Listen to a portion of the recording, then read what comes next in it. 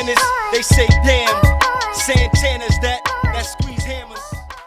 Okay, check it out. It's Santana again. Steppin' out. One of them brand new big boy toys. Juelz Santana était sur la voie de la célébrité. Il avait tout pour devenir une grande superstar. Le rappeur était membre d'un groupe de la côte Est, The Diplomats, également connu sous le nom de Dipset, qui était considéré comme les yeux de l'industrie du hip-hop, puisqu'il a sorti plusieurs albums et est devenu un groupe de hip-hop important dans la culture. Juelz Santana a été introduit dans le groupe vers les années 2000, comme il l'a décrit lorsqu'il a dit que Cam l'avait appelé en studio et que depuis il était traité comme un petit frère. Juelz est apparu sur des singles de Cam'ron tels que Emma vers 2002 et Oh Boy. Il a ensuite mené une carrière très respectable. Cependant, plus tard dans sa vie, il a eu des problèmes avec son label et a même fui le gouvernement. Alors qu'est-il arrivé à Juelz Santana? Découvrons-le ensemble dans cette vidéo. Salut à tous et bienvenue sur Vraie Histoire de Star, la chaîne YouTube qui dévoile la face cachée des célébrités. Aujourd'hui, nous plongeons dans l'univers de Juelz Santana. Alors si vous êtes nouveau sur la chaîne, n'oubliez pas de vous abonner et d'activer la cloche de notification pour ne manquer aucune de nos prochaines vidéos. Laron Louis James est né le 18 février 1982. Ses parents sont d'origine afro-américaine et il a grandi dans le quartier de Sugar Hill à Harlem, situé à Manhattan, et à l'âge de 5 ans, il a commencé à rapper. Lorsqu'il était adolescent, Santana a formé un duo de rap avec son ami voisin Malik. Ce duo est connu sous le nom de Draft Pick. Le duo a été reconnu pour ses performances dans la ville de New York, notamment lors de l'Amateur Night à l'Apollo Theater, où ils ont gagné 2 semaines d'affilée. À 15 ans, Santana et Malik sont signés par Priority Records et sortent un single sur le label Playroof avec Memphis Bleek et Tracy Lee. James a ensuite été présenté à Cam'ron par l'intermédiaire de son cousin en 1998 et peu après, il a pris le nom de Juelz Santana que nous connaissons aujourd'hui. Il a ensuite rejoint le collectif hip-hop The Diplomats aux côtés de Jim Jones et Freaky Zeke. La première collaboration de Santana avec le groupe a été le remix de What Means the World to You. Viennent ensuite les titres Double Up et All the Chickens. À partir de ce moment-là, tout a changé. Tout le monde voulait en savoir plus sur Santana et Cam'ron l'a intégré au légendaire The Diplomats. Santana ira même jusqu'à être nominé pour un Grammy aux côtés de Cam'ron pour leur performance sur l'album de Camp en 2002. Des chansons comme Hey Ma, Oh Boy et Welcome to New York City sont aujourd'hui encore les meilleures œuvres de Santana. Sa carrière a commencé à prendre de l'ampleur en 2003 lorsque The Diplomats ont sorti leur premier album intitulé Diplomatic Immunity. L'album a débuté à la 8e place du Billboard 200 et s'est vendu à 92 000 exemplaires au cours de la première semaine avant de devenir disque d'or. Bientôt, c'est au tour de Santana de se montrer et de faire ses preuves. La même année, il sort son premier album intitulé From Me to You, produit par les Hitmakers. Le premier et unique single de l'album s'intitule Santana's Town et se classe à la 70e place du Billboard Hot 100. L'album a bien marché puisqu'il a débuté à la 8e place du Billboard 200 et s'est vendu à 74 000 exemplaires la première semaine. À la suite de conflits entre Jay-Z et Cam'ron, Juelz et ses co-superstars ont signé avec le label indépendant Record Coach Records. C'est là que The Diplomats ont sorti leur deuxième album, Diplomatic Immunity 2. Cependant, en 2004, Santana a décidé de changer de tactique et enregistrer sa musique dans son propre studio. À cette époque, Santana ne voulait pas suivre les règles de quelqu'un d'autre et voulait faire les choses comme il les aimait. Santana a même ajouté ceci. Lorsque vous pouvez dicter tout ce qui concerne votre projet de cette manière, vous commencez à vraiment ressentir la musique, chaque rythme, chaque ligne. Cela devient une partie de vous-même d'une manière qui ne se produit pas lorsque vous êtes aux frais de quelqu'un d'autre et que vous êtes soumis à l'emploi du temps de quelqu'un d'autre. En 2004, Juelz a sorti My Check en tant que premier single de son deuxième album. En avril 2005, Santana a annoncé qu'il était revenu chez Def Jam et qu'il avait signé un nouveau contrat avec eux. Le 29 mai 2005, Santana a sorti le deuxième single de l'album, There It Goes, The Whistle Song, qui est devenu son meilleur single à ce jour.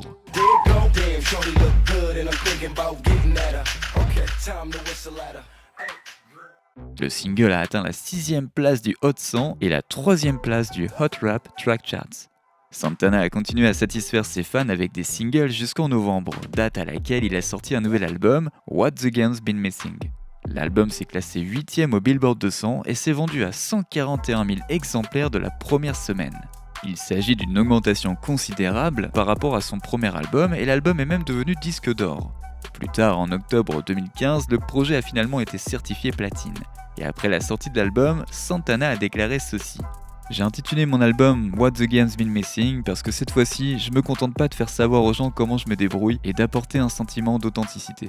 Cette fois, je suis déterminé à faire toute la différence.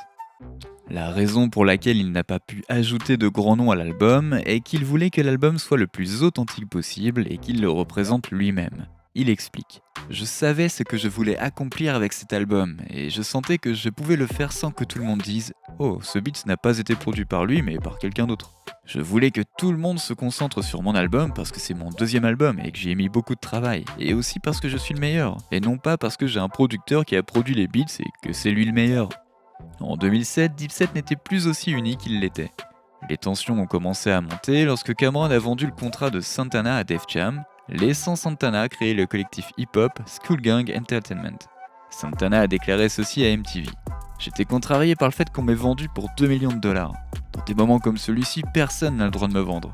J'aurais pu dire que Cam avait été racheté, mais je n'ai pas choisi de le faire. Ils doivent juste regarder comment j'évolue.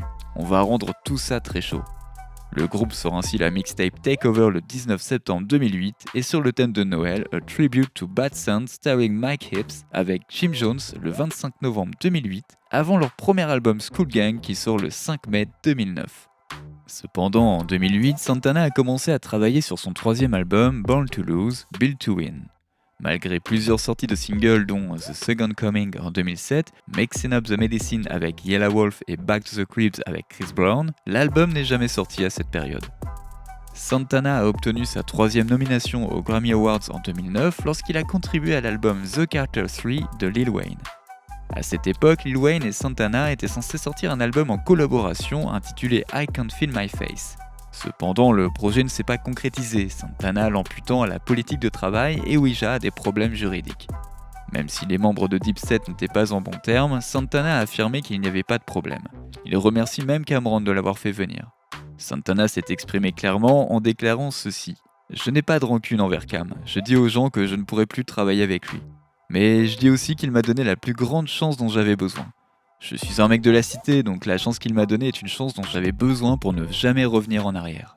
Je suis efficace, mon art, mon talent, ma carrière n'ont jamais été construits sur la controverse. Je n'aurais donc jamais dit tout un tas de choses qui pourraient être dites.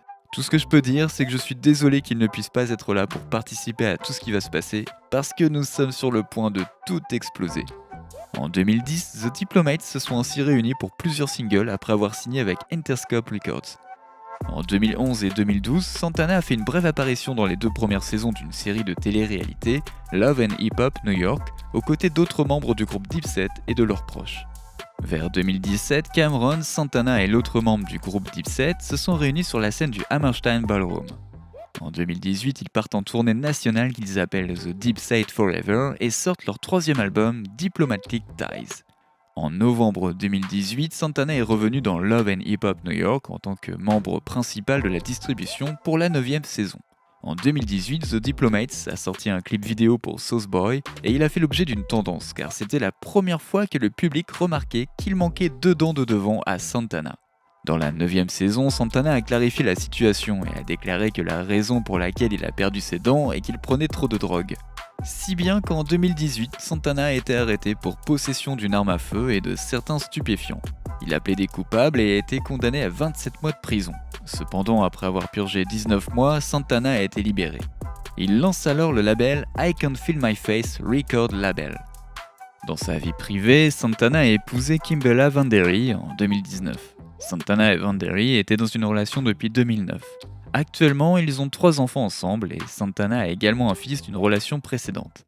La vidéo d'aujourd'hui touche déjà à sa fin et nous vous remercions d'être restés jusqu'au bout. Qu'est-ce qui vous a le plus surpris dans cette révélation ? Que pensez-vous de la carrière et de la vie de Santana ? N'oubliez pas de laisser des commentaires pour partager avec nous votre avis et opinions sur toute cette histoire et peut-être nous apporter des idées neuves sur tout ça. N'oubliez pas de cliquer sur le bouton d'abonnement pour rester à jour sur toutes nos vidéos. À bientôt!